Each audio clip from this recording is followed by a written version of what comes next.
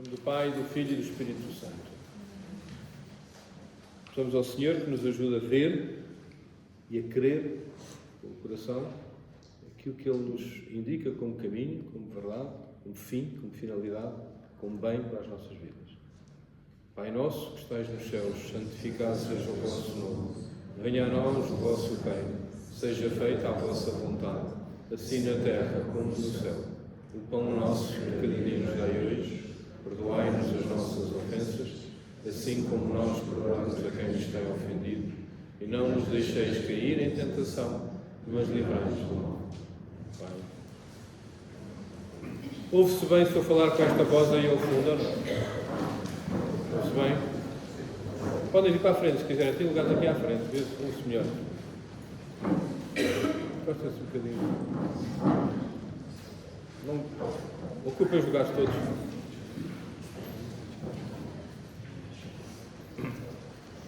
Então, hoje vamos falar da terceira parte do Catecismo da Igreja Católica.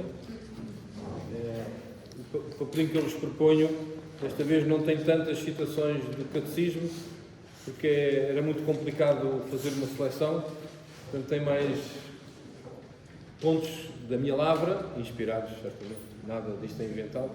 Se vocês depois foram confrontar ao Catecismo e se virem que alguma coisa que eu disse não está de acordo com o Catecismo, sou eu que me enganei, não é o Catecismo que está errado, e isto é verdade. Ou eu que me expliquei mal. Espero que não tenha enganado. Portanto, e chamo-lhe esta catequese a ciência das obras. É uma maneira como o São Tomás chama, não é? São Tomás chama a ciência da fé, aquilo que nós estudamos com o credo, a ciência da esperança, aquilo que nós rezamos, e a ciência das obras, aquilo que é a moral, digamos assim, o comportamento. E é muito interessante porque nós cristãos somos também convidados, somos convidados a... Peguem nos papelinhos que estão aí à porta, na mesa. Nós somos convidados a ter um comportamento correspondente com a nossa fé. O que é o nosso comportamento?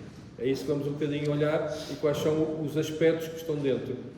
E isto pode ser também, esta catequese de hoje, uma provocação e um juízo. E, portanto, convido-vos a também sentirem-se julgados, não no sentido de condenados, mas postos em questão. Todos nós somos postos em questão, não para ficar travados, e já não presto, mas para dizer, ok, aqui há caminho para melhorar, para avançar.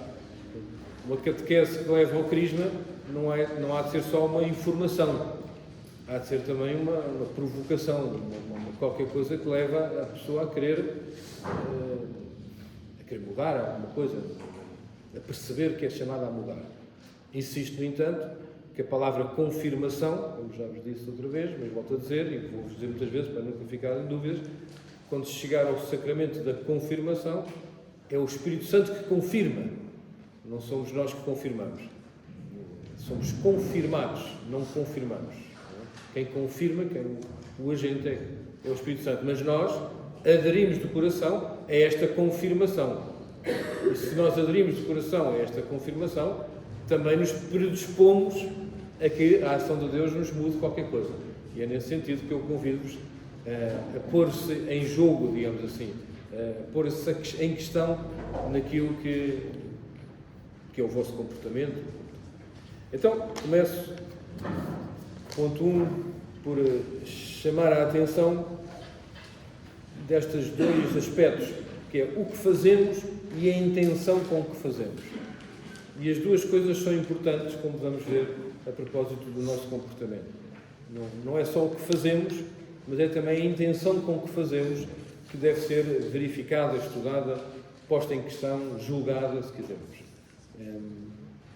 Há coisas que aprendemos a fazer, e isso é a educação, e é uma coisa boa, aprendemos a fazer bem, e há coisas que temos que continuamente estar a discernir e a pensar e a ver qual é a intenção com que fazemos.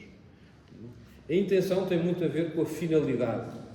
Como vamos ver também, a finalidade, quer dizer, qual é o fim que eu quero chegar. O São Tomás, e julgo que isto é uma coisa que é bom também ficar com essa ideia, São Tomás diz que o fim é sempre um bem. Nós, quando queremos uma coisa, queremos essa coisa porque essa coisa é boa.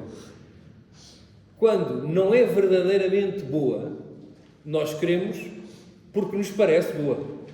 Ou seja, o nosso juízo da inteligência leva-nos a dizer isto é bom, portanto eu quero. Depois, se calhar, vamos verificar que vimos mal.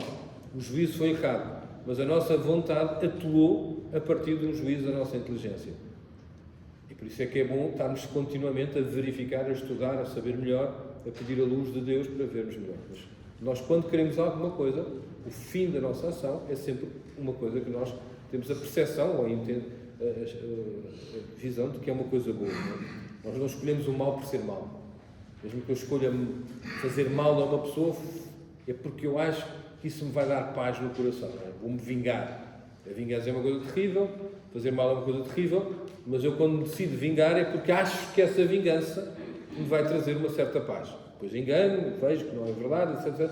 Mas a escolha do ato tem sempre a ver com uma coisa que eu acho que vai ser bem, mas depois pode não ser. Isso é o que a gente tem que ver como é que é. Então, nós pela fé, e isto já vimos a fé, e que nós somos, vocês estão aqui para ser crismados, portanto têm fé, aprendemos não só quem é Deus, como já vimos, e qual é o seu plano para nós, mas também percebemos como é que nós devemos agir para viver uma amizade com Deus, para estarmos em relação com Deus. E isto também para mim é muito importante, que a ética, mais do que só saber o que eu devo fazer, começa por saber o que é que eu sou.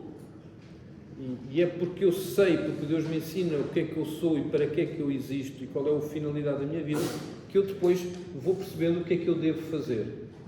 Não tenho que só adequar-me a leis, mas tenho que adequar-me à realidade. A realidade do que é a pessoa, do que é o mundo, do que é as relações humanas, do que é a relação com Deus. Portanto, a realidade precede o juízo, digamos assim. Se eu só penso o que é que eu devo fazer, não percebo porque é que eu devo fazer isto.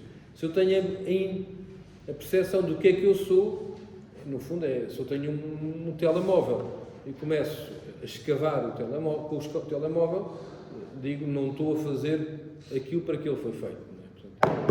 E muitas vezes os nossos pecados, como vamos ver, não são outra coisa senão fazer uma coisa que é contra aquilo que nós somos. Portanto, esta é a primeira coisa. Depois, dizer-vos que se agimos bem, agimos tendo em conta um fim. Mas é bom saber qual é o fim último. Há uma coisa que é o fim, para que é que eu vou fazer isto? Outra coisa é, eu faço isto para aí, mas qual é o último fim da minha vida? Qual é o objetivo último da minha vida? Para que é que eu vivo? E aí encontramos no nosso coração duas coisas que acabam por coincidir. Por um lado, dizemos que procuramos ser felizes, e é verdade isto, ainda que possa ser discutido depois do que é que significa ser feliz. Como dizia Santo Agostinho, todos estamos de acordo em dizer que queremos ser felizes, nem todos estamos de acordo em dizer o que é que significa ser feliz. Mas não há dúvida que nós queremos ser felizes. Ora, se nós vivemos uma fé, pela fé, acreditamos que ser felizes e ter como fim o último Deus, acaba por coincidir. Por isso, ser feliz e querer estar com Deus e querer cumprir a vontade de Deus e querer seguir Deus e querer Deus, faz o match. Portanto, une-se as duas coisas. E dessa maneira, evitar tudo o que possa parecer uma concorrência. Que eu também às vezes já vi, já assisti a muitos dramas de pessoas. Deus parece que não quer que eu seja feliz. Eu quero uma coisa e Deus quer outra coisa. Entre aquilo que me faz feliz, não parece que Deus não quer aquilo que me faz feliz. Isto não é verdade, é uma questão de nós não estamos sintonizados, ou porque não percebemos bem o que é que Deus quer e dizemos que Deus quer uma coisa que não é coincidente com aquilo que Deus quer, ou porque Deus quer uma coisa que é melhor para nós do que aquilo que nós achamos que é melhor para nós. E, portanto, aquilo que nos faz feliz e aquilo que Deus quer coincide. Nem sempre coincide aquilo que eu julgo que me faz feliz e aquilo que eu julgo que é a vontade de Deus. Mas se eu souber que há este match, vou investigar, vou procurar, vou tentar saber cada vez melhor o que é esta vontade de Deus e com isto aprendo também o que é que me faz feliz, o que é que me realiza como pessoa. Eu ponho aqui Nós isto também ajuda-nos a fé, mas quer dizer, ponho aqui como 3 pontos, A, B, C, do ponto 2, ter uma visão do que é a felicidade que procuramos, que coincide com o que é que nos realiza como homens, como pessoas humanas, e aqui o tema principal acaba por ser como realizo plenamente a minha humanidade, como é que a minha humanidade não fica, digamos, coartada, não fica limitada, como é que eu sou verdadeiramente humano e não sou um animal, ou não sou uma coisa, ou não trato os outros como animais, ou como coisas. Portanto, como é que a nossa humanidade é realizada, viver humanamente, né? Ter uma visão do que é a felicidade implica isto, realizar-me como homem, pessoa humana, chegar ao fim da vida e isso cumprir. Uma coisa muito diferente de dizer, gozei a vida. Às vezes nos funerais, todos já devem ter assistido, as saudações finais que as pessoas fazem, dizem da pessoa que morreu, gozou imensa vida, divertiu-se imenso. É diferente de dizer, como já tenho ouvido, esta pessoa viveu intensamente, amou verdadeiramente, cumpriu-se, foi uma mulher, foi uma mãe, foi fantástica. É diferente. E nós queremos essa diferença também para nós. Depois a segunda coisa é ter uma visão do que é a felicidade, do que é que nos realiza, conhecer a vontade de Deus, que se expressa nos mandamentos, mas em toda a doutrina da Igreja, mas que só se vive na relação com Deus, que é outra coisa que já vou dizer, e depois recorrer às ajudas necessárias para realizar o que é bem e fazer isso. Portanto, a questão não é só saber o que é que eu devo fazer bem, é depois conseguir fazer o que é que eu acho que é bem. Eu quero chegar à felicidade que é ali, mas como é que eu lá chego? Não sei o caminho. O Kafka, não sei se alguma vez leram alguma coisa do Kafka, se não leram, não leiam, porque aquilo, não sei que estejam de férias e que não tenham mais nada a fazer, porque aquilo é bastante trágico. A gente entra naqueles romances e aquilo vai, é mesmo caótico, é dramático, é muito interessante, porque há ali um drama muito grande. E eles, à altura, numa carta que tem ao filho, acho eu, diz: o problema da vida é que há um destino, mas não há um caminho para lá chegar. Isso não é o drama disto. Há um destino. Portanto, nós estamos todos a querer, mas não há caminho para lá chegar. Uma coisa mesmo nihilista. Nós não somos assim. Nós sabemos que há um destino e que há um caminho. Para nós é muito claro isso.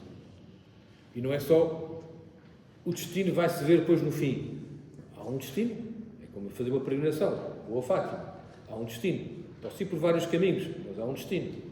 E esse destino determina o caminho. Se eu for para Fátima e meter na A2, não vou em meu caminho. Não chego lá. Tenho que dar a volta ao mundo para chegar outra vez lá. Agora, ponto 3. A moral cristã que nós aprendemos nisto, portanto, ver o bem, ver o fim, ver a felicidade, pedir ajuda, conhecer o caminho, para ser bem vivida, não é só uma coisa extrínseca de regras e de ordens e de controles sobre o nosso agir, mas é vivida numa relação viva com Deus. Não existe uma moral cristã só de regras. As regras, as normas, as leis são importantes para indicar aquilo que é bem e nos ajudar. São um instrumento educativo.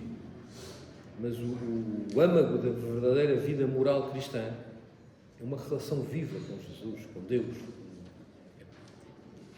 Não se é moralmente cristão, bom cristão, só fazendo as coisas bem feitinhas, mas tendo uma relação que pode até ser tensa e dramática com Deus, pode ser difícil, pode ser a querer perceber melhor e às vezes a lutar como Jacó lutou contra Deus, mas é uma relação. E por isso é preciso oração. A primeira que a gente já vai ver, é preciso oração para se ter uma moralidade cristã como deve ser. Só comportar bem, ser boa pessoa, é melhor do que ser má pessoa. Fazer bem é melhor do que fazer mal. Mas a força da moral cristã não é só cumprir determinados valores ou regras, mas é viver intensamente a relação com Deus. E por isso, para vivermos esta vida moral cristã, não nos basta só saber, é preciso também receber as graças de Deus. É preciso receber as forças de Deus. É preciso ir à missa. É preciso estar casado. É preciso, quando se for casado, claro. É preciso comungar. É preciso confessar-se. É preciso receber as graças. Não é? E isso é o fundamental da moral cristã. Não é que eu viva uma moral cristã desligada da relação, mas dentro da relação com Deus. Como é que agora, a segunda parte, como é que eu posso saber o que é a vontade de Deus? O primeiro instrumento que nós temos para saber a vontade de Deus é a nossa própria razão, é o nosso coração, é saber quem nós somos. É aquilo que nós chamamos a lei natural. Como diz São Tomás, mais não é do que a luz intelectual implantada em nós por Deus, pela qual sabemos o que devemos fazer e devemos evitar. É prévio a qualquer outro ensinamento. É natural a nós sabermos o que é bem e o que é mau em certos aspectos da vida. Há coisas que são tão claramente evidentes que nós podemos dizer que é bem ou que é mau. E isto podemos evitar ou devemos fazer. E esta lei, diz ainda São Tomás, esta lei e esta luz foram dadas por Deus ao homem na criação. Não depende da fé, não é porque somos cristãos, mas porque somos humanos. Podemos estar tão ofuscado, o pecado, a cultura e a deseducação ser tão ofuscada, que até aquilo que é evidente eu não vejo. Okay. Mas é porque estou doente, não é porque a natureza está mal feita, não está bem, está qualquer coisa mal. Por isto, esta lei natural ensina-nos coisas que em si são óbvias, mas podem não ser vistas logo. E por isso a educação, nós fomos educados pelos nossos pais, educa-se os mais novos. Uma das primeiras coisas é ensinar o óbvio. Não mete a mão na corrente elétrica. É óbvio que não mete a mão na corrente elétrica. E é melhor que ela não experimente meter a mão na corrente elétrica. E que saiba antes de experimentar. Não se fala assim com a mãe. É óbvio que com a mãe se deve ser carinhoso e não se deve ser mal criado. São coisas que a gente diz. A lei natural indica as coisas, mas é preciso ensinar aquilo que é óbvio. Porque, por causa do pecado original, muitas vezes estamos marcados, estamos doentes, e há depois a cultura que nos deseduca a ver o que é. Esta coisa da defesa da vida, por exemplo, não matar o inocente, como vamos ver nos mandamentos, é uma coisa óbvia. Não matar um inocente é uma coisa óbvia. Se não fosse óbvia, dávamos a matar uns aos outros. Mas também vemos que há uma deseducação e uma cultura de tal maneira anti-vida que aquilo que era óbvio, alguns argumentam a favor, contra. Defender a vida do inocente é fundamental. Não, depende dos casos. Coisa que já depende dos casos, já altera a radicalidade da lei natural. Ponto quinto. Quando alguém age contra a razão, São Tomás chama-lhe isso, o pecado, é porque está ferido ou porque está doente. Porque nós, em princípio, agimos de acordo com a razão. Aquilo que vemos que é bem, queremos fazer e agimos de acordo com isso. Isso é o que, digamos assim, quando estamos com saúde espiritual, psicológica, física e tudo isso. Agora, podemos não ver bem ou podemos não conseguir fazer o que vemos. Já vos aconteceu isso. Eu não sei o que é de fazer. Uma coisa é, eu até sei o que é que vou fazer, mas não estou com paixoca para fazer. São duas coisas diferentes. O ver o que é que se deve fazer e o conseguir ou sentir que se deve seguir e fazer aquilo que se deve fazer. E Deus vem em nosso auxílio para isso. Mas antes de vir em nosso auxílio, quando nós nos damos conta do pecado, ou seja, do mal feito, pecado é sempre um ato. Nunca confundir pecado com tentação. Tenho muitas tentações, posso não ter muitos pecados. Jesus foi tentado e não pecou. A tentação, quando se vão confessar, não precisam dizer fui tentado. Fui tentado, and so, caí na tentação. mas consegui vencer a tentação. Então, isso não é pecado. Percebe? O pecado é a cedência, é um fazer, é um ato, que pode ser mau e só percebemos isso pelas consequências e vimos que temos culpa porque não vimos antes. Não é porque eu fiz, mas na altura que eu fiz não sabia que era mau. Ok, então não é tão mau quanto se eu soubesse que era mau. Mas eu vou perguntar, mas porquê que eu não vi que era mau? Porque não me interessei, porque não quis saber, porque fugi do saber, porque me quiseram ensinar mas eu não quis aprender. Bom, então tenho a culpa de não ter querido aprender. Nós temos uma obrigação de consciência de formar a nossa consciência. Não formar a consciência já é um mal. Não vou aprender nada que é para ver se não se fica a saber numa coisa mal. Mas quando é que pomos um limite a esta bondade? Porque se não caímos também na ingenuidade, e acabamos por ser enganados, há pessoas que tentam manipular, há pessoas que tentam abusar. Como é que nós, como cristãos, conseguimos definir, isto é uma bondade desejada, mas não é praticada na sua íntegra? Sei lá, estou-me a lembrar, por exemplo, dos imigrantes, não é? A Igreja diz, devemos acolher os imigrantes, mas não podemos acolher todos, não é? Sim, mas a Igreja mas a Igreja diz que isso é uma coisa complexa. Quando há as coisas complexas, há as coisas várias. Devemos acolher os imigrantes. O que é que isso quer dizer? Abrir a porta da minha casa e entrar em todos os carros? É uma coisa, não é? Devemos acolher os imigrantes. Ou seja, está aqui uma pessoa, devemos acolher a pessoa. Devemos tratar a pessoa como pessoa. Ajudar a pessoa a ser pessoa. E, portanto, acolher os imigrantes, uma coisa é a política. Ou seja, tem que acolher os imigrantes, mas tem que cuidar da sociedade, e tem que fazer não sei o quê, e tem que ajudar a desenvolver o país de origem, é uma coisa complexa. Outra coisa é eu, Duarte, bato-me à porta uma pessoa. Como é que eu a trato? Eu conto sempre esta história que aconteceu comigo, e sem juízo, porque vocês não conhecem as pessoas que estão em jogo, portanto nem têm hipótese de conhecer, portanto não vou fazer aqui uma acusação de coisa, mas é uma coisa interessante. Minha amiga, sofria muito, quando eu estava no estrangeiro, sofria muito com os imigrantes.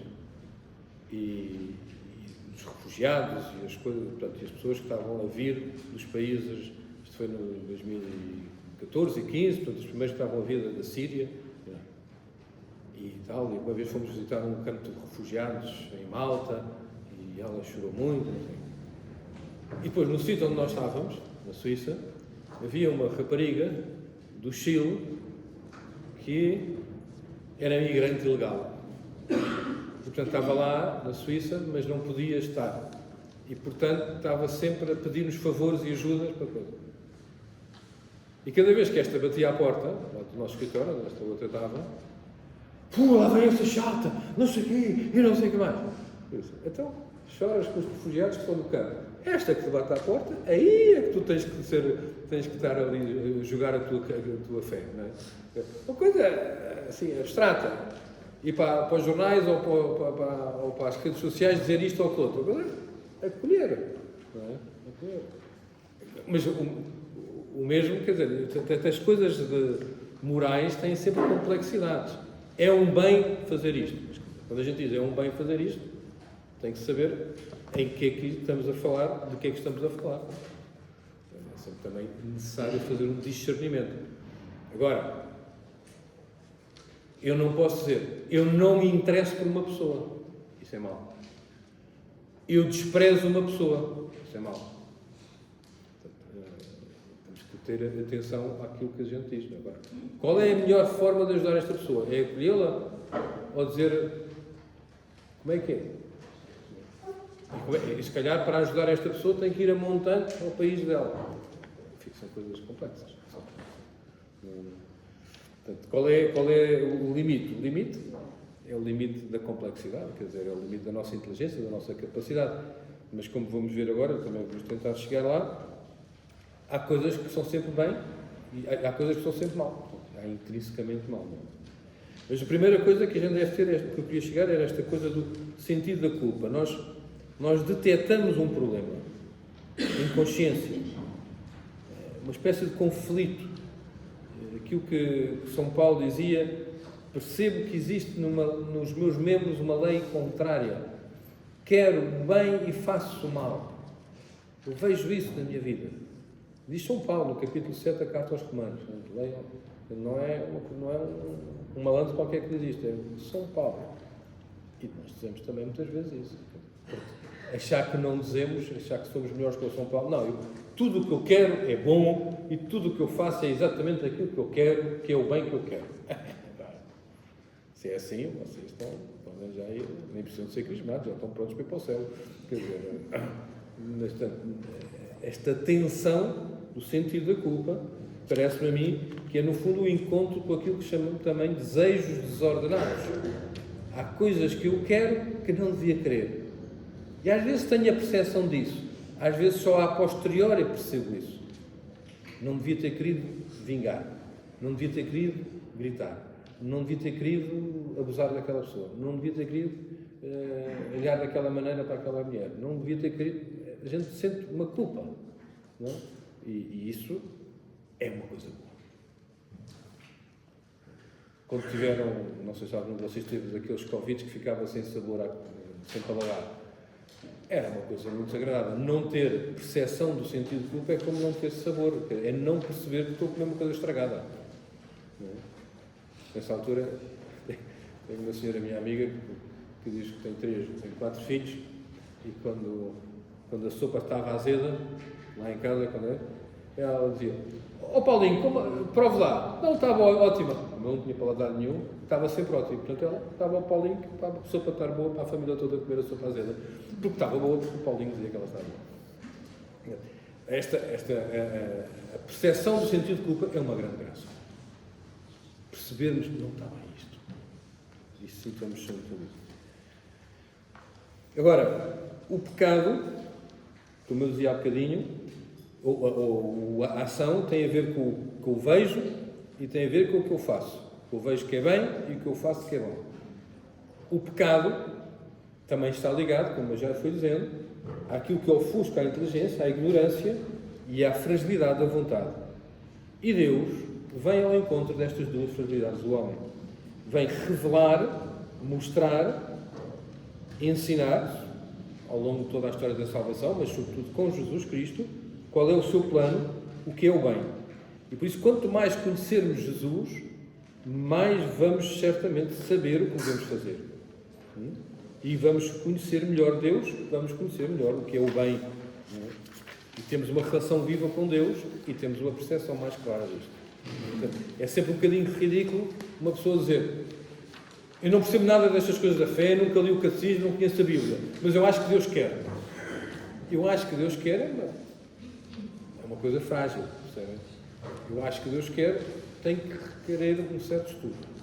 Querem ser cristãos a sério, sobretudo nos tempos que decorrem, em que o mundo não é cristão, é preciso refletir, estudar, aprofundar. As coisas não são... caem aos trombões. E, portanto, nós precisamos desta luz de Deus, mas, ao mesmo tempo, precisamos da força de Jesus Cristo para não pecarmos e para, na sua relação, também nos levantarmos. Eu digo aqui, requer a luz de Deus para ver o que é bem e requer a força de Deus para conseguir concretizar o bem. E convido-vos depois a lerem em casa e a meditarem o capítulo 15, a primeira parte do capítulo 15 do Evangelho de São João, a chamada parábola da videira, em que diz que nós somos os ramos e Jesus é a videira, e se os ramos não estão ligados à videira, perdem a vitalidade. E às vezes é preciso podar para dar mais fruto, portanto há coisas que nos custam, mas é preciso podar para dar mais fruto, e se não damos frutos nenhuns, acabamos por perder a vitalidade. Então, agora queria dar mais um passo, desculpem se isto é assim um bocadinho aos saltitões, mas é também o tempo que dá, mas espero que isto depois vos crie pelo menos curiosidade de investigar no Catecismo da Igreja Católica e noutros sítios bons o que é isto. Aquilo que eu digo que há coisas que nunca se podem fazer. Aquilo que também podemos chamar aquilo que é intrinsecamente mau.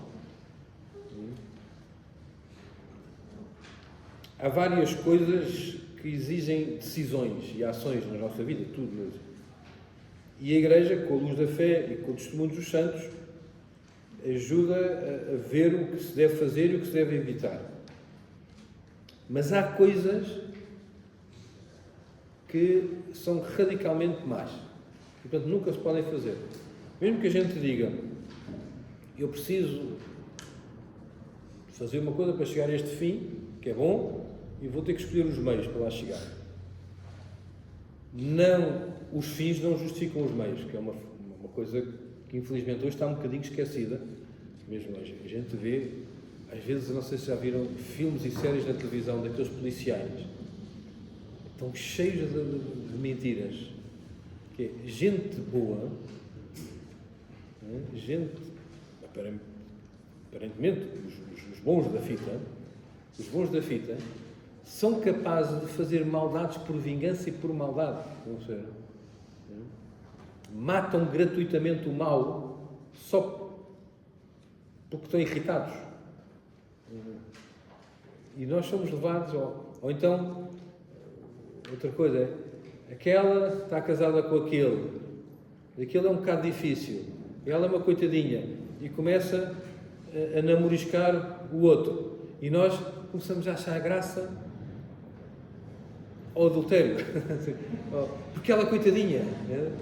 Somos levados, somos enganados por uma cultura que faz com que aquilo que é mau pareça bem. Mas há males que são intrinsecamente maus. E isto é uma coisa que o Papa João Paulo II lutou muito, e ele era uma pessoa que estudou muito as questões morais, a filosofia moral. O tempo do marxismo foi fundamental para se manterem a ensinar, não podia ensinar teologia, porque isso era mais ou menos proibido na Polónia comunista, mas ensinando ética filosófica, inspirada no cristianismo, ajudou muita gente a manter a sua fé viva. Não é? E ele, por isso, era muito claro, e tem uma encíclica muito importante, Veritatis Splendor, que diz a certa altura: a razão atesta que há objetos do ato humano que se configuram como não ordenáveis a Deus, porque contradizem radicalmente o bem da pessoa. Tudo o que eu faço que é contra o bem da pessoa é mau. Matar o inocente, explorar, abusar, vingar-se, são coisas que são... fazer negócio da prostituição. Há tempos uma pessoa, minha amiga, houve um grande congresso em Viena organizado pelas Nações Unidas, essas coisas que as Nações Unidas organizam, e era sobre como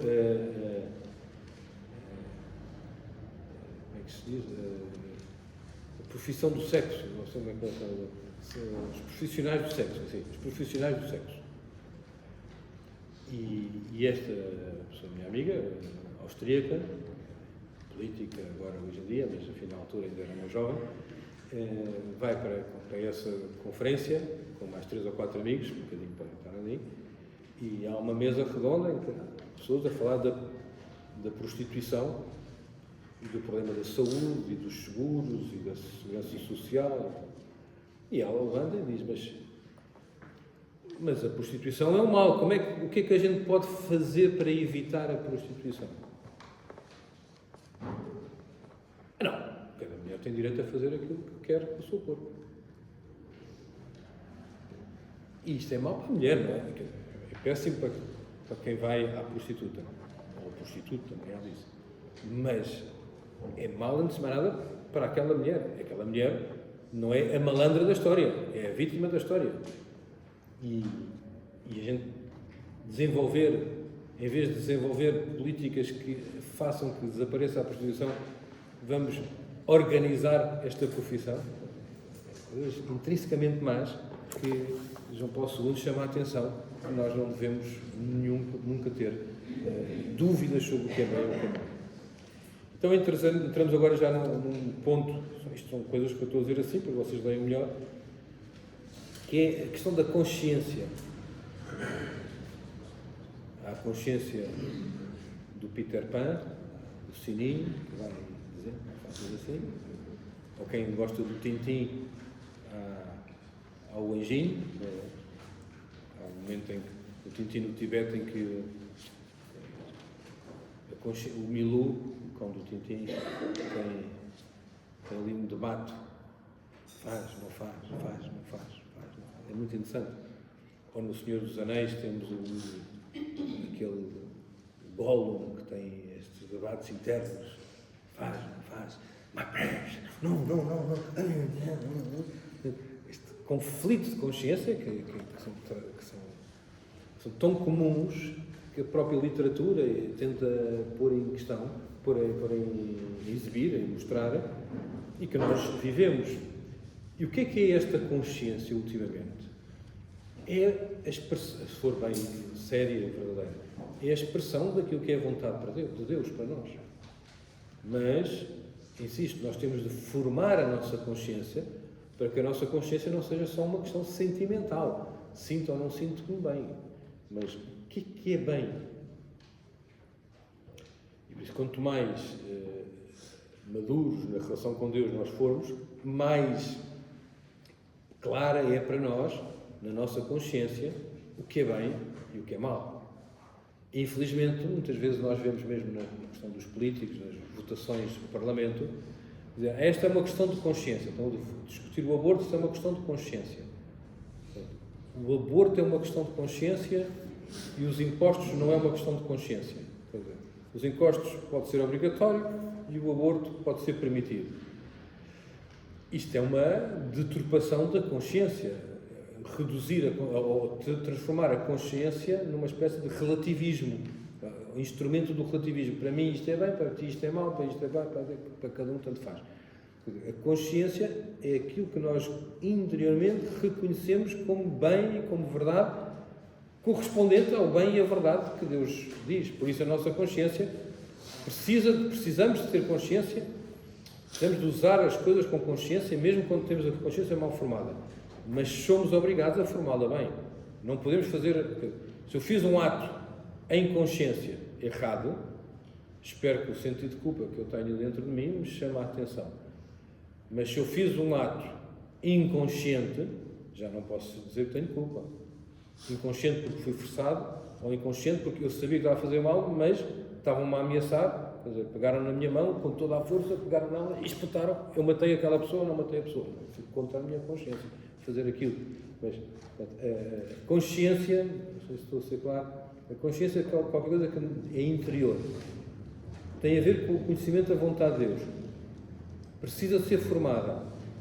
Não é relativista, mas não significa que eu possa impor a minha consciência à consciência do outro. Tenho que ajudar o outro a fazer um caminho para encontrar aquilo que é verdade, aquilo que é bem, aquilo que é justo, aquilo que deve ser feito. Portanto, nós temos esta interioridade e é fundamental tê-la na ação, nos aspectos morais, nas questões morais. Nós temos a lei natural, por exemplo, mas a lei natural precisa de ser vista, sentida, reconhecida pela consciência. E a consciência precisa de ser formada, perguntada, e vocês estão aqui também, a catequese de adultos é exatamente também para formar melhor a consciência. Sei que eu dizia no início, era ótimo que saíssem daqui chateados. Quer dizer, bolas, vou ter que mudar isto ou naquilo. Portanto, dizer, há caminho para uma conversão maior. A consciência é também este lugar onde Deus nos chama a uma conversão maior, uma conversão mais profunda. E por isso, eu também digo aqui, formar a consciência, ter cada vez mais claro o que se deve fazer e porque é que uma ação é boa e outra errada. Além disso, formando a consciência, esta dá-se conta das dificuldades e fragilidades. Quantas vezes eu digo, em consciência sei que não devia fazer isto, mas fui mais frágil e acabei por fazer. Então, em consciência, eu tenho que ser humilde. Eu tenho que dizer, eu preciso de ajuda. A consciência cristã é uma consciência que está-se ligada às bem-aventuranças. Bem-aventurados os pobres em espírito, no fundo, aqueles que pedem ajuda. Porque uma consciência cristã é uma consciência dependente, percebem? É uma consciência que sabe-se dependente de Deus e por isso também da verdade que Deus ensina. Não se arma em boa. E é por isso que eu também digo que não é um relativismo. mas leva a uma profundidade maior. Ainda outro ponto, muitas vezes a gente diz que a regra de ouro da moral, isso vemos mesmo noutras religiões, é não faças ao outro o que não queres que te façam a ti. E isto é verdade, mas Jesus inverte um bocadinho isto, dá-lhe o tom positivo. Faz ao outro o que queres que te façam a ti. Ama o próximo como te amas a ti mesmo. Mais profundo. Quer dizer, é menos na lógica do não fazer e mais do fazer positivo, não é? No fundo, ama. Há uma frase que Santo Agostinho diz no comentário que faz à primeira carta de São João, em que é muitas vezes citada a meio. Chico espertos, a malta que cita, e não leva a sério a frase toda, em que Santo Agostinho diz: ama e faz o que quiseres. Já ouviram esta frase ou não? Santo Agostinho. Ama e faz o que quiseres. Tudo bem, isto para os hippies vai melhor. Mas Santo Agostinho é mais profundo que isto. Primeiro diz que amar é ter o coração cheio de Deus.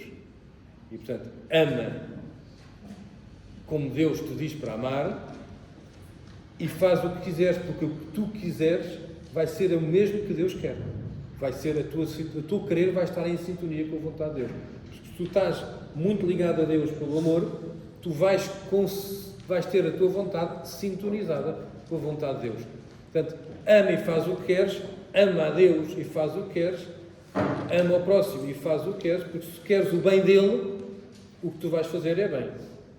Agora, ama e faz o que te apetece, sem este amor a Deus frontal, que é sem esta ligação à verdade, ama e faz o que te parece, que é um bocadinho diferente. Este amor, esta regra moral de ouro, da moral, faz ao outro o que queres que te façam a ti, ama o próximo como te amas a ti, quer o bem do próximo como queres o bem para ti, e se o bem do próximo é o fim, como para mim o meu bem é o fim, eu quero para o próximo Deus, eu não quero menos para ele do que é para mim. Não quer dizer, não, eu quero ser santo e ir para o céu e ser amigo dos anjos e dos santos e de Nossa Senhora. Não, para este, olha, cá estão os buçaditos, olha, pá, diz que me chateis muito, não sei o que. Quer dizer, eu quero para ele o mesmo que é para mim. É dramático. Porque é que isto é, não é? E quero para ele, antes de mais nada, para aquele que é meu próximo mais perto. Quer dizer, pronto, se eu não começo, se eu quero amar o chinês, mas não amo o que me bate à porta, se eu bato, muitos jovens, aqui já são todos crescidos, mas muitos jovens adolescentes, alguns são pais adolescentes, não se assustem, que eles são muito piores em casa do que fora de casa. E não se escandalizem com isso, é normal que assim seja. Em casa estão em teste, estão a pôr em tudo em teste. Fora de casa estão a realizar aquilo que vocês ensinaram, que os pais ensinaram.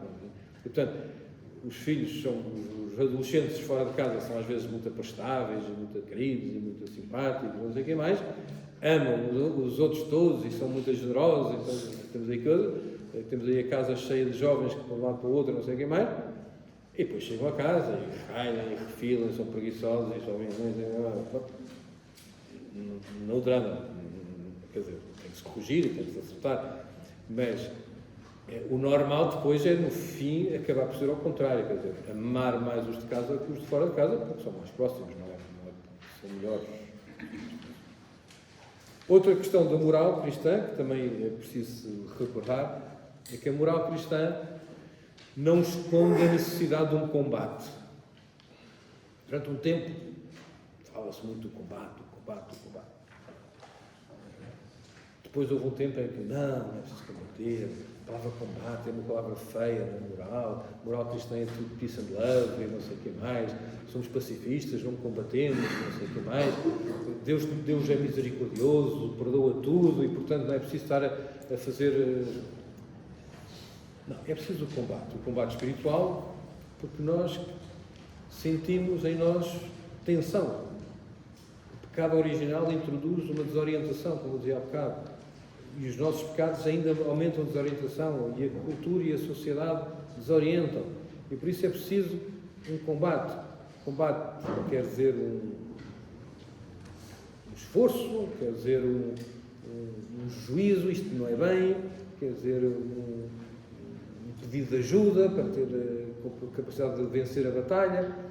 O combate precisa disso tudo, não é? Precisa de ver, precisa de esforço, precisa de ajudas e espiritualmente e moralmente nós precisamos de combater para viver a verdade, para viver a relação com Deus, para vencer as tentações, etc. Portanto, e isso faz muitas vezes com ascese, jejuns, propósitos de emenda, pequenas coisas, às vezes aquilo que os pastorinhos faziam por amor, mas tem que ser por amor. Se não for por amor, o combate por amor é diferente do combate por ódio. Não é? O combate por ódio é porque eu quero matar, eu quero destruir, o combate por amor eu quero o bem, eu quero o meu bem, eu quero o bem do outro. Portanto, o combate para o bem, para defender o bem, para promover o bem, para afirmar a verdade, é uma coisa diferente. Então, mas é preciso combater, e é preciso às vezes vencer os vícios, vencer os maus hábitos, no fundo são os vícios, e isso requer estratégia, planos, não se consegue chegar àquela pessoa que tenha um vício qualquer, não pode chegar, não pode decidir, a partir de hoje não vou fazer mais aquilo que não devia fazer. Isto é um ponto primeiro. A partir de hoje vou-me esforçar para não fazer outra vez. Quantas pessoas chegam à confissão e dizem: vem-me confessar dos mesmos pecados. Eu digo sempre: antes os mesmos que novos. No pecado a criatividade é péssima. Portanto, não sejam criativos no pecado. Não inventem novos. Mas vamos tentar vencer os velhos. Quer dizer, mas para vencer os velhos, vem-me confessar. Não vem confessar só porque pequei. Vem-me confessar porque quero ter força para combater para a frente. Vem-me confessar porque aquilo que eu fiz não quero voltar a fazer. Vem-me confessar porque estou num combate. Não é? E aos poucos, os vícios, com a graça de Deus, nunca sem ela, vão conseguindo ser vencidos. Uma pessoa que tinha maus hábitos pode passar a ter bons hábitos. Mas há um combate que é preciso não fingir que não se tem. Mais um ponto 5, assim, mais também importante, sobre questões morais, é a questão do pecado e do perdão. E já falei nisto quando falei da confissão, mas só vou voltar a recordar que nós, depois de pecarmos, não ficamos tramados, digamos assim, definitivamente. Ficamos feridos, ficamos mal, mas temos Deus diante de nós que é misericórdia. O pecado não é a última palavra sobre a nossa vida, espero eu. E há todo um processo de chamamento que Deus nos faz, que nos chama através da consciência, através dos amigos, através da realidade, através, às vezes, dos efeitos, das consequências do pecado, que fazem com que eu queira, que eu reconheça que aquilo está mal. Pecado arrependido leva ao arrependimento. E quando eu me arrependo, quer dizer que eu vejo que aquilo que eu fiz não devia ter feito. E que podia não ter feito. E que não devia ter. E estou maçado com isso. Estou triste por ter feito mal. Preferia não ter feito. Isto é o arrependimento. Não é uma questão só sentimental, é uma questão também racional, razoável. Eu sei que não devia ter feito. E sei que Deus não quer que eu faça. E sei que isto tem consequências negativas, etc, etc. Para a minha vida e para a vida dos outros. Mas o arrependimento não é tudo, porque podia levar ao desespero. Podia ser o simples arrependimento comigo mesmo, leva-me à atitude de Judas, que se arrependeu mais ou menos, que ficou com remorsos, mas que não pediu perdão, não acreditou no perdão, não soube viver, não soube, matou-se, desesperou, perdeu a esperança. Ora, para nós o pecado pode levar ao arrependimento, e o arrependimento ao pedido de perdão. E o pedido de perdão a Deus, quando é acompanhado por um verdadeiro propósito, desejo, esforço de emenda, e quando qualquer coisa muda na nossa vida, esse pedido de perdão é também uma ocasião de receber uma força para o combate contra o mal futuro. E a finalidade do pedido de perdão é a reconciliação. Portanto, arrependimento, pedir perdão, ser perdoado, reconciliar-se. E é preciso acreditar que se é perdoado. É preciso acreditar que eu não sou tão mau que Deus não me possa perdoar. E pá, o que eu fiz é incrível, pá, isto não tem perdão.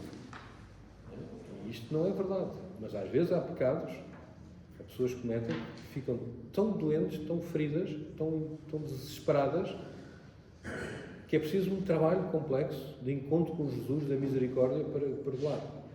Mas eu garanto-vos que esses pecados também não se repetem. Uma pessoa que fez o percurso todo de um arrependimento verdadeiro não se mete outra vez naquele inferno. Portanto, mas se fez e não fez um processo de arrependimento, volta a repetir, até às vezes estupidamente, para ver se a multiplicação dos pecados diminui o peso da consciência. Tornou-se um hábito, portanto já me habituei. Pequei, arrependo, peço perdão, reconcilio. E agora queria olhar para os 10 mandamentos. E os 10 mandamentos são a segunda parte, da terceira parte do Catecismo da Igreja Católica sobre a ciência das obras, sobre a moral cristã. Tem uma primeira parte que trata destes temas gerais que eu tratei e depois tem uma segunda parte que trata dos 10 mandamentos. Os 10 mandamentos, como vocês sabem, é um texto do Antigo Testamento, o livro do Êxodo, o livro do Deuteronômio. Mas nós fazemos uma leitura cristã dos 10 mandamentos. Não é?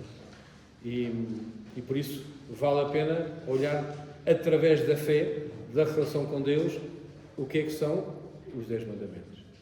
Então, a primeira coisa é dizer que os 10 mandamentos podem arrumar, tradicionalmente na Igreja, em 2 grupos. Se quiserem podem passar um bocadinho para a frente, para a página que eu escrevo, página 10, tem um esquema que eu vou aproveitar e depois vou explicando os outros. Isto é uma coisa para memorizar. Eu, apesar de ser padre, há 30 e tal anos, na catequese de infância não aprendi os 10 mandamentos. Não aprendi de cor. Estava-se naquela altura dizer que as crianças não têm que decorar. Não é? Consequência, não sei. Portanto, só sei os 10 mandamentos por pensar, por saber o que é que eles significam, por arrumá-los na cabeça. Aquela lenga-lenga que as crianças sabem, não sei. E devia saber. Quer dizer, sei os 10 mandamentos, e por ordem, mas quer dizer, mas não sei a lenga-lenga. E é uma pena. A gente deve saber as coisas de cor e depois vai pensando no que é que elas significam. Mas a primeira coisa, quando se tem 7, 8, 9 anos, aquilo é tudo pá, entra e nunca mais sai, é uma coisa espetacular. Portanto, tentar que as crianças raciocinem é uma maldade, porque elas não percebem. Mas que elas decorem, ficam tão contentes por saber as coisas de cor, que é uma coisa espetacular. Mas isto é uma questão pedagógica, pode ser polémica, mas eu penso. Então, os 10 mandamentos. Como é que eu os memorizei? Como é que eu os percebo? Como é que eu os explico? Usando a expressão de Jesus, quando o doutor da lei vai ter com ele e pergunta qual é o maior mandamento, e Jesus diz: o maior e o primeiro mandamento é: amarás o Senhor teu Deus com todo o teu coração, com todas as tuas forças, com todo o teu corpo, não é? E depois diz: e o segundo é: amarás o teu próximo como a ti mesmo.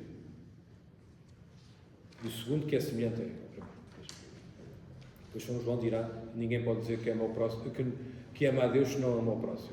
Como é que amas a Deus que não vês se não amas o próximo que vês? Estas duas coisas, estes 2 mandamentos, de alguma maneira, unem-se e são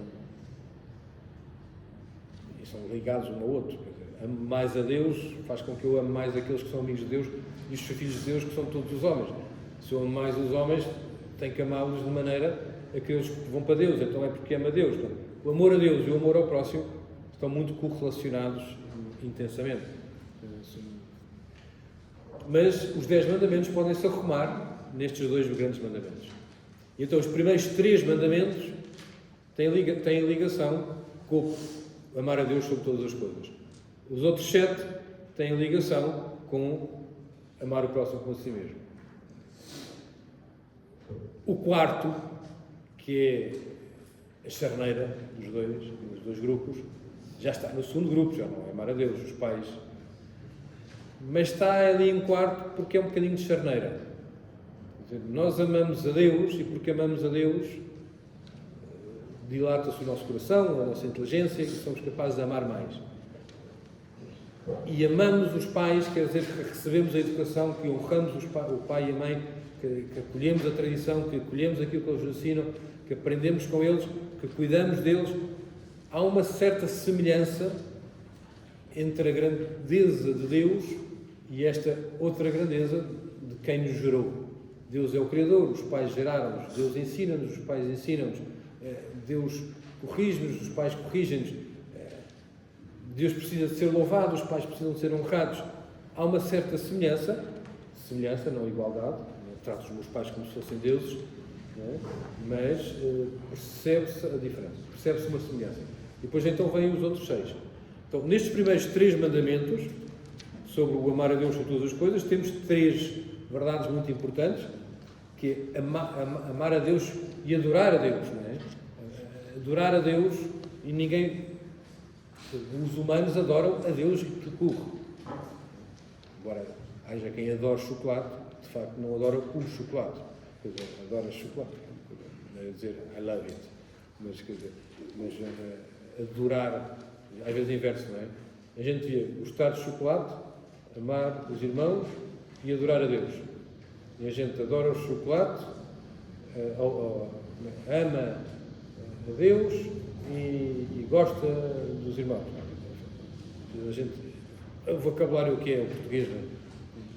Em Portugal, em Lisboa, pelo menos, não conheço as pessoas. Namorado não diz à namorada eu amo-te, diz eu gosto de ti. É menos gostar do que amar. É? Mas em português, em Lisboa, não se diz amar, que isso é ridículo. Até lá. A gente tem que ser também adequar-se à cultura em que estamos. E percebemos a semântica do que as palavras lá estão. Não é? Mas amar a Deus e adorar sobre todas as coisas. Há quem possa dizer, mas amar a Deus mais do que ao pai e do que à mãe? Sim.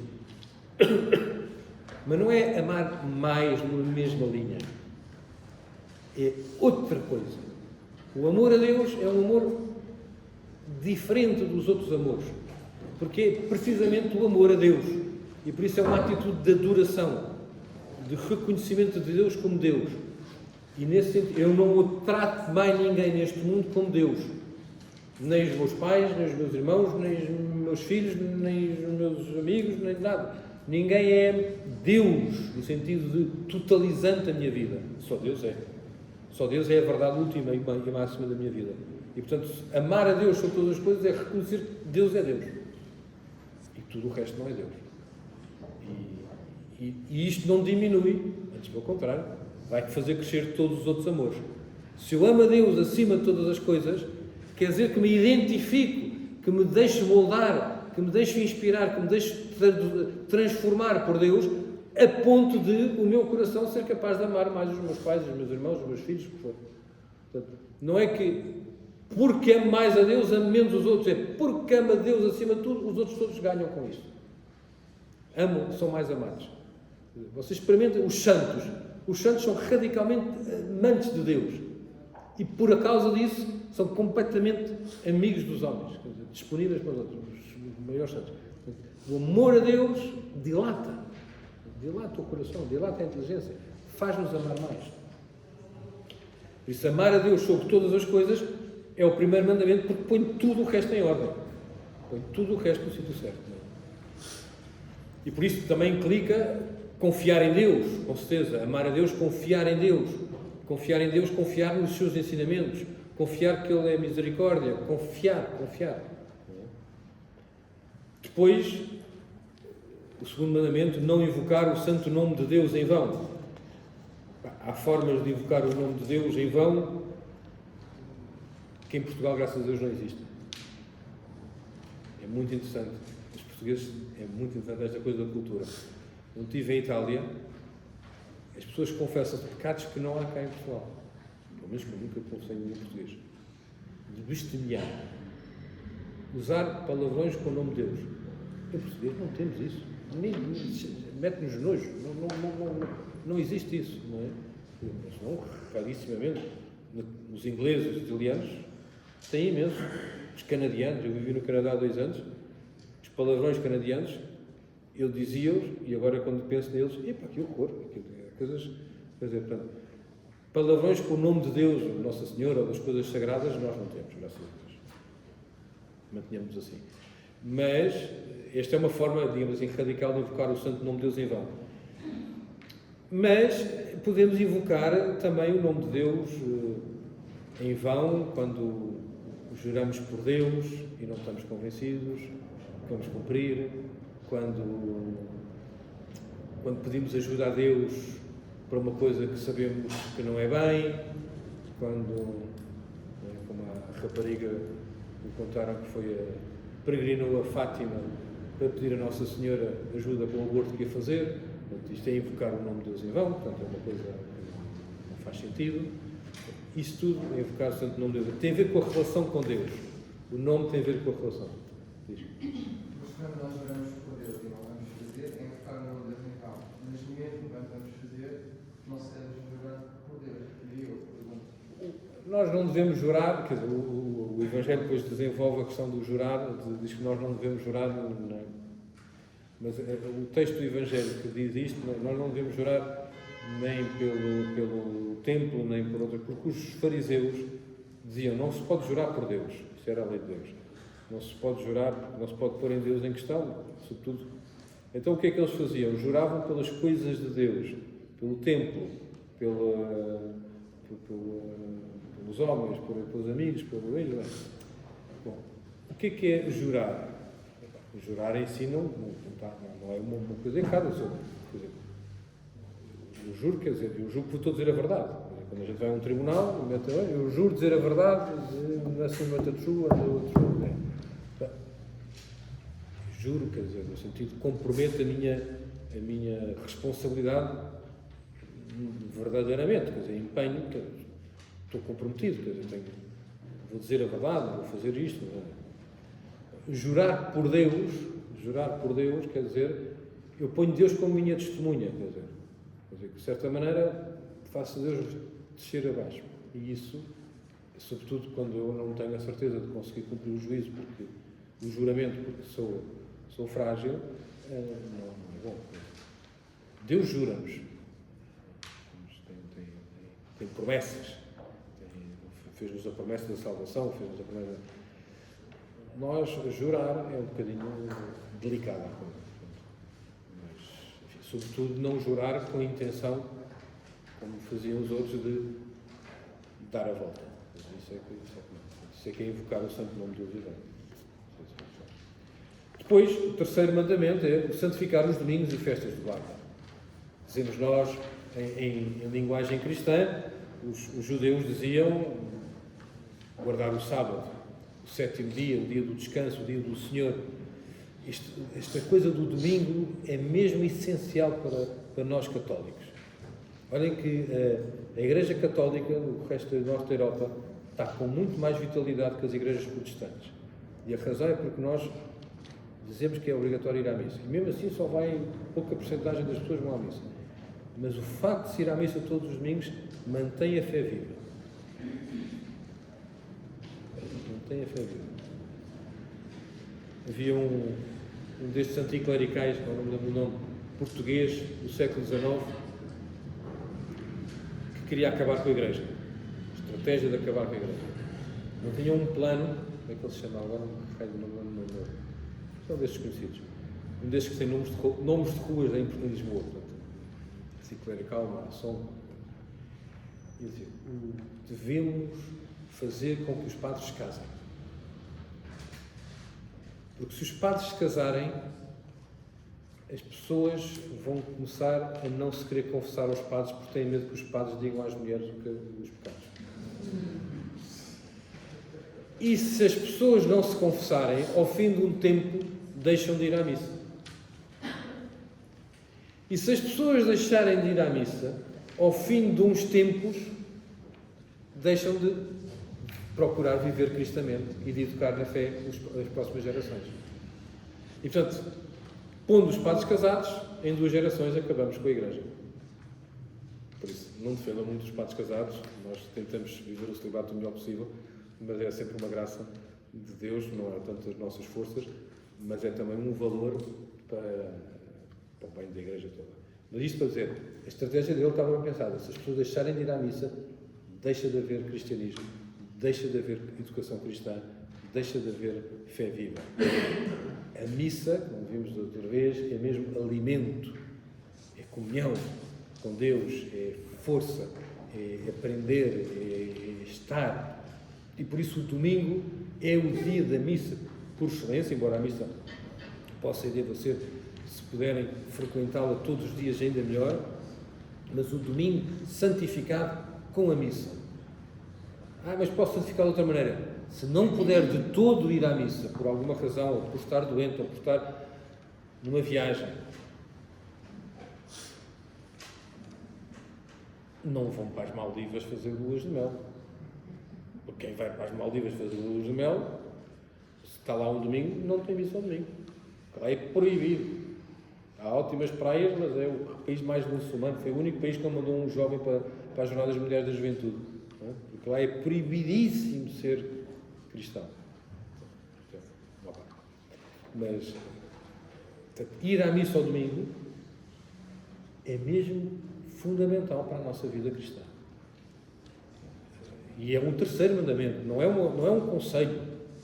É mesmo uma coisa não. Se não forem, confessem-se. Isso levem isso a sério. Claro, se não forem por preguiça, ou se não forem por desorganização da vida, porque eu organizei mal.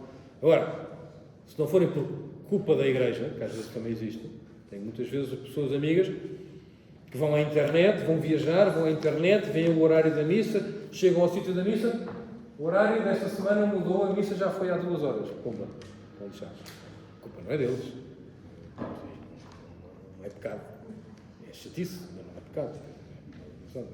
Isso pode acontecer. Ir à missa, tentar ir à missa, organizar-se para ir à missa. Tenho pessoas minhas amigas que vão à missa todos os dias. Agora tenho uma que foi para Cabo Verde. Então, preocupação, ia lá para lá com o irmão e dizer: mas como é que eu arranjo missa? Arranjo-me com os contactos dos padres de lá para que eu tenha missa todos os dias. Coitada, não vai apanhar missa todos os dias, porque lá na ilha não há missa todos os dias. Mas este esforço das pessoas saberem, não é? Onde é que há missa no domingo, no sítio onde eu vou estar, e tenho que apanhar um táxi que vai a Portugal, dizia-me hoje. Para ir à missa hoje vou ter que gastar 60 euros de táxi para ir e vir para o sítio onde eu estou, não sei mais. Mas pronto, gastas o que for preciso, porque a missa faz parte. Não se pensa sequer na hipótese de não ir à missa. Guardar esta coisa. Mas o domingo não é só a missa. Santificar o domingo é também, enfim, idealmente, não trabalhar. Idealmente. Os padres não cumprem isso. Descansar, estar com a família, ler uma coisa boa, rezar qualquer coisa mais. Coisas que santifiquem, coisas que ponham Deus no momento do dia. Levar a sério o domingo.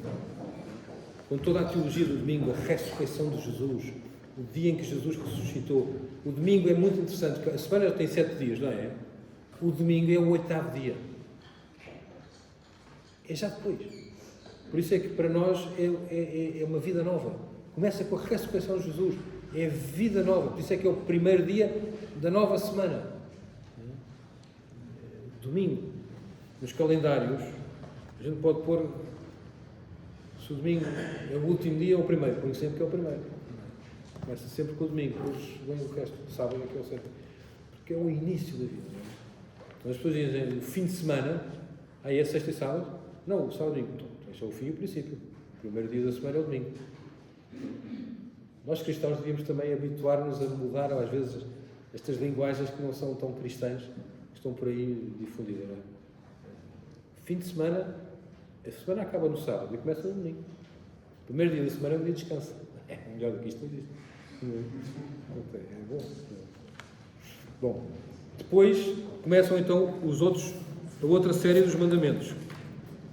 Do honrar o pai e mãe já falei, Então, depois temos a série dos outros 6 mandamentos. E aquilo que eu proponho de vocês olharem é esta série dos 6 mandamentos como 2 subséries. 5º, 6º, 7º, 8º, 9º, 10º. E paralelo, o 5º liga-se ao 8º, o 6º ao 9º, o 7º ao 10º. O 5º, não matar. É logo o primeiro. Isto há uma ordem também de importância, não é? Não matar, castidade, respeito pelas posses, não roubar. Há uma ordem. A vida, depois a pureza, o uso, a maneira como eu uso o meu corpo, como eu uso a minha vida, e depois aquilo que eu tenho. São entidades diferentes, de ordens diferentes. Não é? Portanto, não matar, e não matar o inocente, com certeza. A Igreja reconhece o poder da legítima defesa. Portanto, se eu estou a atirar com uma pistola, não é? Tu tens direito a tentar defender-te. Se na defesa que tu fizeres me matares, o objetivo não era matar-me, era só defender-te. Mas na defesa teve como efeito secundário a morte. Acontece isso, por exemplo, no caso de uma rapariga que está à espera de um filho e fica com uma doença e que no tratamento dessa doença a criança morre. Isso é diferente de vamos matar a criança para que depois fazer os tratamentos. Não. No decorrer do tratamento, ou seja, nas consequências do tratamento, não querido, mas não involuntário, portanto, embora conhecido, mas involuntariamente, não é esse o objetivo. O objetivo é salvar a mãe, a criança morre. E isto é diferente da pessoa ter um fim secundário que existe. É como na questão dos imigrantes. Eu posso ter, para defender uma vida minimamente, dizer não a estes imigrantes. Mas não posso dizer não como objetivo de não gostar deles. O objetivo tem que ser bom. Pode haver um duplo objetivo. Agora, se eu digo ideologicamente não faço isto, ou quero fazer isto, erradamente, então tiro a vida de pessoas que não devia tirar. Não é isto. Portanto, não matar nem causar dano ao corpo ou à alma. Também é importante perceber que há mortes da alma nos outros. Como, por exemplo, agora os jornalistas gostam de matar pessoas, difamando. Os jornalistas, ou nós, com o nosso grupinho de amigos, né? Epá, com aquela não te metas. Epá, ela é péssima, ela é isto, faz isto, matei a relação com ela. Até exagerei um bocadinho, mas é só para ter a certeza que aquilo não vai ficar, não é? Menti até. Isto é matar. Por isso, o 5º está ligado ao 8º. Porque é não levantar falsos testemunhos, não mentir. A vida é o bem principal que nós temos. A verdade é o bem principal espiritual que nós temos. E, portanto, se eu não posso tirar a vida, também não posso tirar a verdade. Quer dizer, embora seja de outro nível, não é físico, mas é também tirar, de certa maneira, a vida. De ter falsos testemunhos. O não mentir, no mandamento, está ligado ao não levantar falsos testemunhos. Não difamar. Às vezes, difamar e levantar falsos testemunhos não é exatamente a mesma coisa, porque falso testemunho é, eu digo mal daquela pessoa, digo uma mentira sobre aquela pessoa para que as pessoas fiquem a pensar que ela é má, por alguma razão. Difamar é, eu vou dizer uma coisa má sobre aquela pessoa, que até pode ser verdade. Ou seja, ela pode ter feito isso, ou pode ser isso. Mas não é preciso ter fama disso. Até porque se calhar está em struggle, está em combate lá dentro para tentar mudar. E se eu começo a difundir, a matar a possibilidade também dela recuperar. A difamação pode não ser mentira, mas não deve ser dito. Portanto, não matar, 5º mandamento, 8º mandamento, não mentir, não levantar falsos testemunhos. O 6º mandamento, guardar castidade em palavras e em obras, nos atos que a gente faz. Castidade tem a ver com a pureza das relações, tem a ver com a consciência de que a pessoa está toda envolvida na relação, o corpo e a alma. Tem a ver com a maneira como nós usamos o nosso corpo e o corpo do outro, com que finalidade e com que intencionalidade.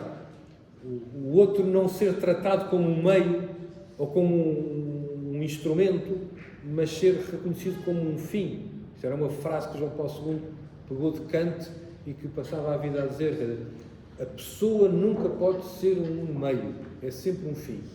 Eu não posso usar a pessoa. E na castidade, exatamente o que há é o reconhecimento do valor da pessoa. Por isso, a castidade, a coisa bonita dela é amar a castidade. Teve cá o Eric Vardan, o bispo que agora pregou o retiro ao Papa, portanto, teve cá já a almoçar em minha casa, portanto, antes de almoçar com o Papa, não posso mais dizer mal, que é um bispo da Noruega, um tipo fantástico, fantástico, tem um livro muito bonito escrito sobre a castidade, que está aqui à venda, se quiserem comprar, é um livro muito bonito, e em que ele é beneditino, antes de ser bispo, era beneditino, vivia terapista, vivia num convento, tem uma sabedoria e vê-se mesmo muito mastigada, muito cheio e é muito profundo nas coisas, e por isso também às vezes vê as coisas com uma novidade muito bonita. E ele, falando da castidade, é exigente, mas sobretudo que ele começa por recordar que na regra de São Bento, ele é beneditino, na regra de São Bento é uma coisa do século VI, fala pouco da castidade, mas diz duas palavrinhas que são chave para se perceber a castidade em que diz simplesmente: amai a castidade. Amai a castidade. É completamente diferente de lutar pela castidade ou contra os pecados ou contra as tentações. Tudo isso faz parte, mas por um amor à castidade. Porquê que eu posso amar a castidade? Porque a castidade é um bem. E é um bem que eu quero para mim e é um bem que eu vejo nas relações com os outros. Porque a castidade tem a ver com a relação, tem a ver com a maneira como eu trato o meu corpo, mas também como é que eu trato o corpo dos outros. E, portanto, como é que eu trato os outros, porque os outros não são só um corpo. Não é? Eu gosto muito de ti, mas não gosto do teu corpo. Não existe. Eu gosto do teu corpo, não tenho paixão para ti. Quer dizer, não existe isso. Quer dizer, a pessoa é um todo. Portanto, a castidade é este amor da pessoa integral. E amar a castidade ajuda imenso a perceber porque é que vale a pena lutar pela castidade e porque é que vale a pena pedir perdão pelas vezes que somos... E vivemos hoje num mundo muito pouco casto, não é? A pornografia como dizia um bispo russo, a pansexualidade, tudo é sexual, tudo tem segundas intenções, tudo é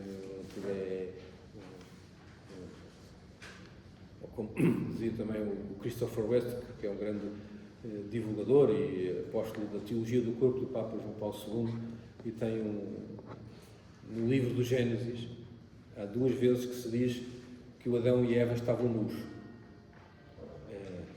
Uma primeira, estavam nus, mas sem vergonha, antes do pecado original. E depois do pecado original, escondi-me porque estava nu e tive medo, ou tive vergonha. O que é o nu sem vergonha e o nu com vergonha?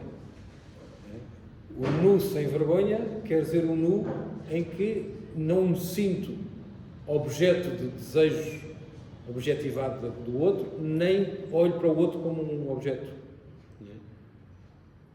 A beleza do casamento também é que na graça do sacramento vocês recebem também uma capacidade de olhar um para o outro em que estão nus, sem vergonha. Em que estão nus, sem vergonha, quer dizer, sem medo de olhar para o outro de maneira imprópria, de maneira de desejar o outro como coisa. Ou de usar o outro como para o prazer, simplesmente. Mas de ver um no outro, fisicamente e espiritualmente, 2 pessoas chamadas a uma comunhão de vida. Isso é a castidade é uma pureza do olhar que se transforma também numa pureza do desejo e que se transforma numa pureza de ações. E isto é muito bonito, vivermos não é culturalmente, digamos assim, não está na moda. Paciência. Vivamos cristamente, mesmo estando remando contra a maré, se for preciso. Não é uma coisa impossível de ser vivida. Agora, o 6º mandamento está ligado ao 9º mandamento, porque exatamente passa. O 6º é palavras e obras, o 9º é guardar a castidade nos pensamentos e desejos.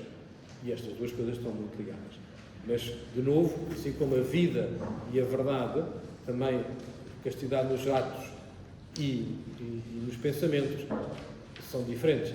Até porque os primeiros 3 desta série, não matar, guardar a castidade nos atos e não roubar, podem ser crimes, inclusive na lei civil. Os outros 3 ainda não são necessariamente crimes. Não é?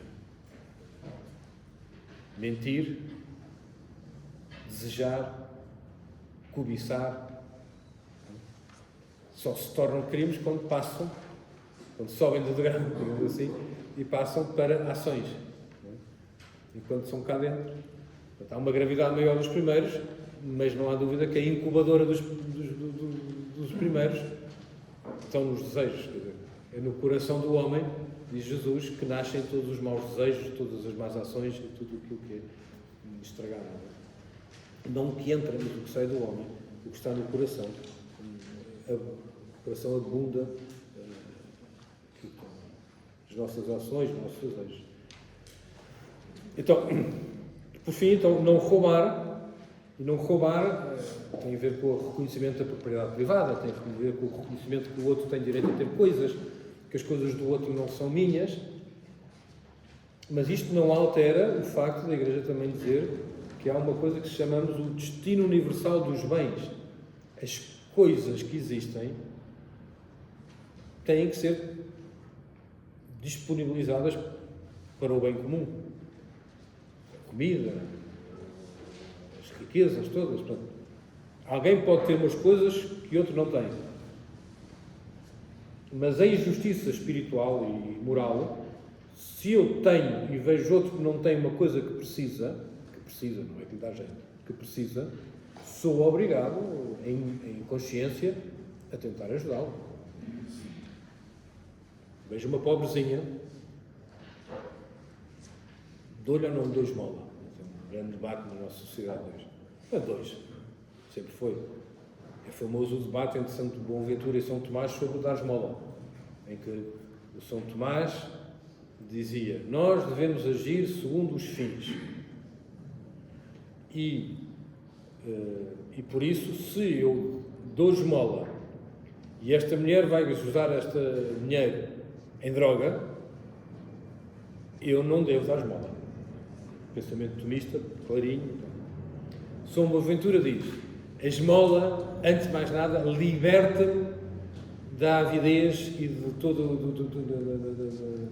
da ganância, etc, etc. Então eu dou esmola como um ato libertador meu para poder ser mais santo e depois ajudar mais, etc.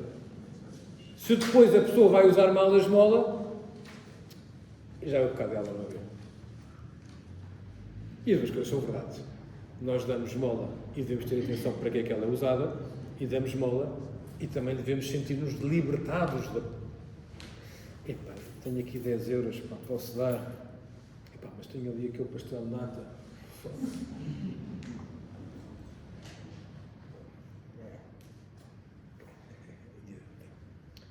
Não, mas ela diz: vou comer o pastel de nata porque ela se calhar vai gastar aquilo na droga. Pastel de nata da cá.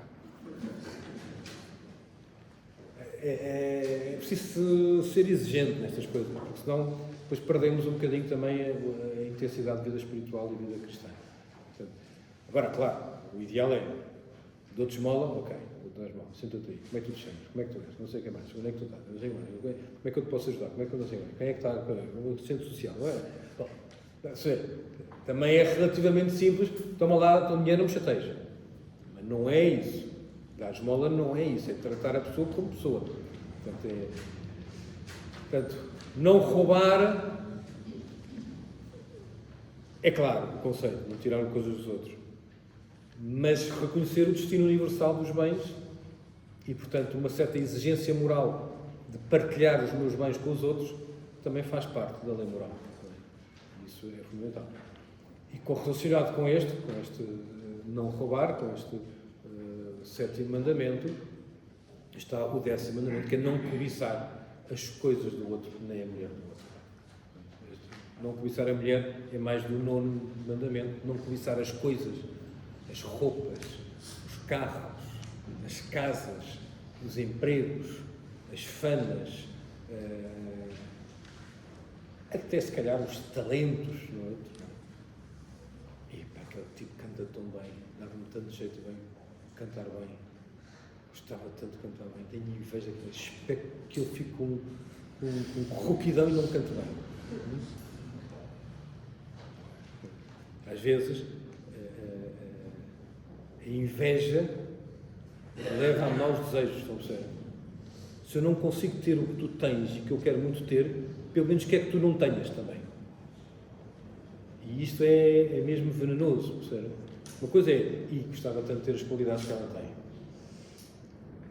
Porque isto é assim, não é necessariamente mau. Eu gostava de ter estas qualidades. Se é qualidade, se é uma coisa boa para ter, gostava de ter. Não é mau. Agora, gostava que ela não tivesse. Já é pi mais fino, já não é muito cristão isto, não percebe? Portanto, a moral cristã é exigente neste sentido. Tenta pensar a complexidade das coisas. O que é que acontece quando eu faço um exame de consciência olhando para os 10 mandamentos? Vou certamente reparar em coisas que eu deveria ter evitado ou que eu deveria ter esforçado por fazer e que não fiz. Num bom exame de consciência cristão, nós, ao mesmo tempo que vemos o bem que devíamos fazer e o mal que não devíamos fazer, também vemos ou procuramos ver como é que vamos conseguir fazer o bem e evitar o mal. E por isso também vem do olhar para os 10 mandamentos um grande desejo de reconciliação com Deus, de pedir perdão e uma grande humildade de pedir ajuda, de pedir força a Deus para conseguir viver melhor. Um cristão que quer cumprir os 10 mandamentos não pode confiar só em si. Tem que alimentar-se da graça de Deus, tem que pedir ajuda. Por um lado, para ver onde é que isto tem implicações na minha vida e, por outro lado, para ter força para conseguir ser fiel àquilo que Deus me está a dizer. Certo? Então, pronto, termino com este último ponto que eu pus aqui no número 15, fiz assim parte final.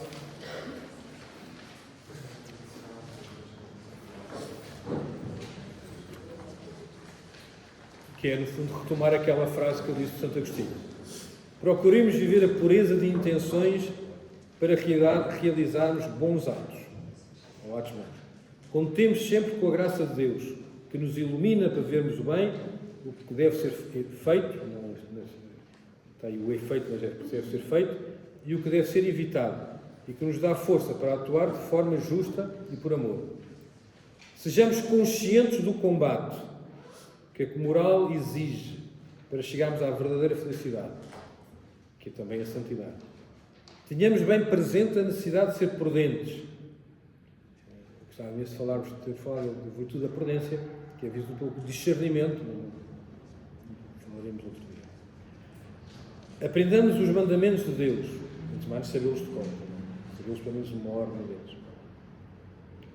Mas também o que Deus, a Igreja, conclui sobre o agir social e pessoal. Se for ao Catecismo da Igreja Católica, sobre cada um dos mandamentos, depois a Igreja desenvolve uma série de aspectos da doutrina social da Igreja, ou da doutrina moral, enfim. E é muito interessante a gente aprender o que a Igreja diz. Evitem sempre aquela coisa que às vezes as pessoas dizem: eu não concordo com a Igreja nisto. Em geral, quando as pessoas dizem: eu não concordo na Igreja com isto, não é complicado, não é um problema grave. Porquê? Tu simplesmente não sabes o que a Igreja está a dizer. Achas que sabes, mas não sabes. Porque se tu fores estudar bem a fundo, a Igreja tem o Espírito Santo e tem 2000 anos de história, não é tontinha nenhuma, as coisas que são ditas são pensadas, são refletidas e são razoáveis e são reais. Por isso, não concordar com o que a Igreja diz, em geral, quer dizer, eu vou ter que estudar melhor o que é que a Igreja diz. É uma coisa diferente. Uma coisa é desconfiar da Igreja, outra coisa é não conhecer tudo o que a Igreja diz ou as razões pelas quais a Igreja diz. A moral cristã não é não podes fazer antes de mais nada, mas também tem alguns não podes. E porquê que não podes? Vamos perceber tudo. Então está bem, nesse caso, mas é esse caso. Tenhamos por isso bem presente a necessidade de ser prudentes. Aprendamos os mandamentos de Deus, mas também o que Deus, a Igreja, conclui para o agir pessoal e social. Sem nunca esquecer que a moral cristã se sintetiza no amor, tal como aprendemos de Jesus Cristo. E como dizia Santo Agostinho, a tal frase que há bocadinho dizia. Logo, prescrevo-te apenas um breve preceito. Ama, e o que quiseres faz. Se calas, cala com amor. Se clamas, clama com amor. Se corriges, corriges com amor. Se perdoas, perdoa com amor. Esteja dentro do agir a raiz do amor, e não pode desta raiz sair senão o bem. O amor verdadeiro só sai. Esta é, digamos assim, uma síntese muito breve de coisas muito complicadas sobre a doutrina da Igreja sobre a moral, mas espero que vocês fiquem com vontade de estudar mais e de ver mais, porque se querem ser crismados, o que vocês no fundo querem, o crisma é vinde Espírito Santo e fazer com que eu tenha uma vida moralmente mais cristã. Se algum de vocês diz que vinde Espírito Santo, não me chateis nisto que eu quero continuar a viver no pecado, não se crismem. Porque entrem em conflito com o Espírito Santo e vão perder. O Espírito Santo ganha. Deus é mais forte que nós. Às vezes dá-nos tarefa para a gente acordar, mas ganha sempre. Portanto, convertam-se. É um processo, mesmo depois do crisma não é fica, mas queiram viver cheios do Espírito Santo, full of the Spirit, para poderem também ser aceitos. Agora, alguns de vocês foram chegando não pontualmente.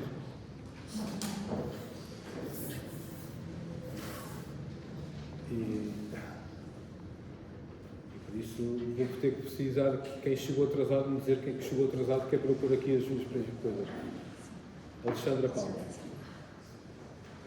Quem mais chegou atrasado? Luís?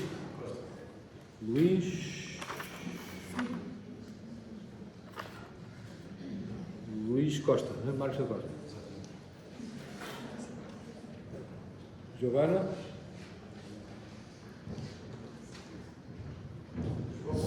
João Mota.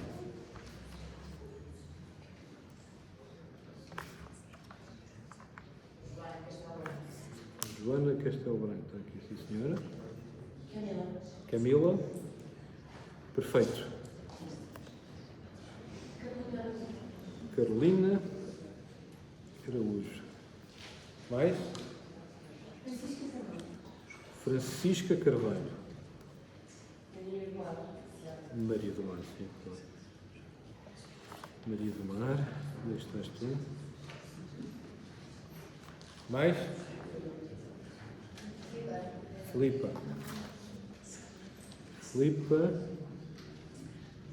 Coelho? Sim. Francisco Coelho. E Francisco.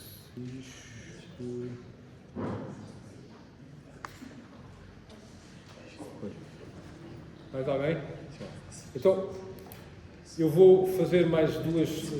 Todos vocês que aqui estão receberam os WhatsApps, estão na lista de WhatsApps? Alguém que não esteja? Eu vou fazer mais duas extras, da primeira e da segunda. Depois há aqui alguns que não fizeram esta terceira. Eu gravei, isto esteve aqui a gravar, não sei como é que isto ficou, vamos lá ver se isto não fica péssimo. E quem quiser depois ver a coisa, já não tenho data para fazer uma terceira coisa. Peço-vos que venham à quarta, que é no dia 12 de Abril. E que vivam muito bem esta Páscoa. Quer dizer, eu acho que o cristão que quer ser crismado, uma das primeiras coisas que quer ver é viver intensamente a Páscoa. E viver intensamente a Páscoa, façam-no de forma completa. Domingo de Ramos, participar nas celebrações do Domingo de Ramos. Procissão de Ramos, leitura do Evangelho, da Paixão de Jesus, entra-se na Semana Santa. Confessar-se nessa semana, ou antes, ou depois, daqui até à Páscoa, confessar-se. Quinta-feira Santa, Missa da última ceia. Aqui vai ser às 7 e depois da missa vamos ter, o Santíssimo fica reposto até à meia-noite. E aí, tempo de adoração, quem quiser, passa aqui 1 hora, 2 horas, meia hora, 5 minutos, o que for, mas em adoração. Mas a missa, o lava-pés, a instituição da última ceia, a instituição do sacerdócio, é mesmo fundamental. Sexta-feira, Via Sacra. O que vos convido é participarem na Via Sacra, onde eu também espero estar, de manhã, na Baixa, começa em São Domingos, às 10 da manhã, e depois vamos até à Encarnação, subindo ali pelo Chiado, no meio dos turistas todos, a ver a Via Sacra. Coisa bonita. E depois à tarde, às 3 da tarde, celebração da Paixão, não é missa, tem 3 partes essa celebração, tem a leitura da Paixão de Jesus, segundo São João, tem a adoração da cruz e tem a comunhão, mas comunhão consagrada na véspera, na missa da última ceia.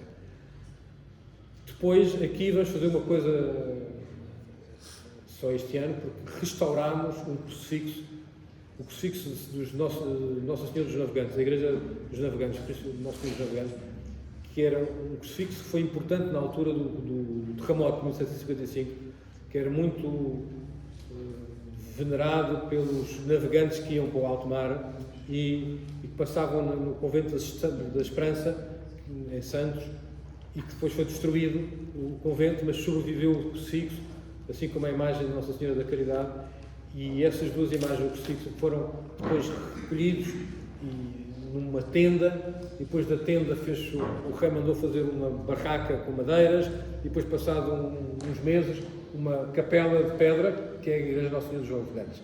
O crucifixo lá estava completamente destruído, buraco, não sei o quê, preto, escuro, e já estava arrumado numa arrecadação há uns tempos, já está há 70, 80 anos, já está lá outro crucifixo, mas encontrei este, eu confesso, enchemos, eu e o Diácono enchemos coisa, e mandámos restaurar. Então, na sexta-feira, depois da paixão daqui, vamos fazer uma procissão até aos navegantes para repor o crucifixo no sítio certo. Sábado, dia de silêncio. Jesus está no túmulo. Silêncio. Em família, estar ali com um grupo de amigos. Não comam carne. A Igreja tem sexta-feira santa e quarta-feira de cinzas, dias de jejum. Abstinência e jejum. Jejum é não comer pouco. Não estou aqui a ver ninguém que não possa fazer jejum radical. Portanto, quando há velhinhos ou crianças, a gente diz que tenham um juízo, ou se tiverem alguma doença. Se não, não comer. Comer pão, água, café, não comer. Comer pouco. Muito pouco. Ficar com fome. Jejum tem que ficar com fome. Fiz jejum, mas ficou muito satisfeito. Olha, isto não fez isto. Queria chegar ao fim do dia para ver se ia comer uma bolachinha. E é por amor a Deus, querido. O Senhor está na cruz e eu não quero sentir dor. Claro, não ter tanta fome que fico mal disposto e trato mal as pessoas todas. Tem que ter juízo. Isso, eu bebo sempre um cafezinho ou 2, que é para manter com energia. Não é? Se eu não bebo café, são os outros que sofrem, não sou eu. Bom. Sábado é dia de abstinência, não é dia de jejum. Mas é dia também de não comer peixe, não comer carne. Isso é um bocadinho mais modesto. Depois, Vigília Pascal. A Vigília Pascal é a grande celebração. A Vigília Pascal é mesmo para ir. Quer dizer, é um bocadinho mais longa que as outras missas, mas é muito bonita. Começa às escuras, com velas na mão, e depois há as leituras do Antigo Testamento, o percurso todo desde a criação, o êxodo, depois chega-se o Aleluia, que se vocês não cantam o Aleluia há mais dias, vão cantar, as luzes acendem-se todas. Depois há as promessas do batismo, que são renovadas, as promessas do batismo. Crês em Deus Pai? Sim, creio, com as velas acesas aí para cima. E depois o resto da missa, a comunhão. É uma celebração muito bonita e que vale a pena viver com calma, fique calma, mas não nos vamos prolongar até às 6 da manhã, mas seja como for, fazer uma coisa bonita. Claro, se alguém não pode, por questões familiares, participar na Vigília Pascal, venha à missa no domingo de Páscoa. Mas o ideal é mesmo a Vigília Pascal. Se vão de férias para Cabo Verde, vejam onde é que há estas celebrações. Só não vão de férias para as Maldivas, peço por favor. Não vão de férias para um sítio onde não podem viver a Páscoa. Acho que é, para nós cristãos, tudo o resto é dispensável, mas as celebrações principais da Páscoa e do Natal, não. Está bem? E pronto. Fazemos então uma Ave Maria.